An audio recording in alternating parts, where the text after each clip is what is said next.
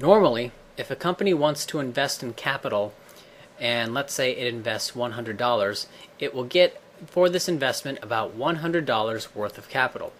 And with this capital, it can generate more money with which to buy more capital, with which to get more money and more capital, etc., etc., etc. And so, companies will only invest in things that are worth the investment, or will at least try to. This means that companies will always try to allocate resources in a way that will get them the most money from the consumers. When the state enters the picture, however, things get a little bit more interesting. Instead of directly purchasing the capital itself, a company can instead just lobby the state.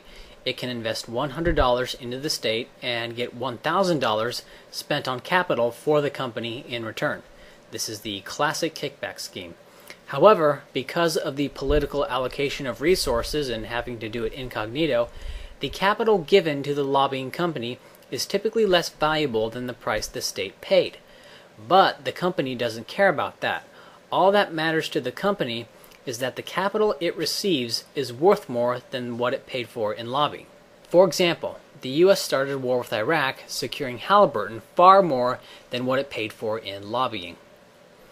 And of course, the money the state spends on the capital comes from the taxpayer. Some people call this dynamic capitalism. This is why early anarchism is closely aligned with socialism.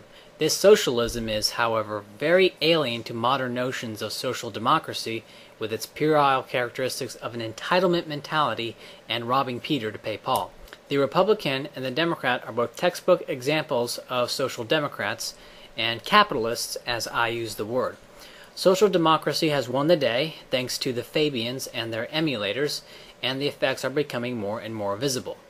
I don't want to fall into definitional chaos, so if you call yourself a capitalist, and by that you mean free market, that's fine.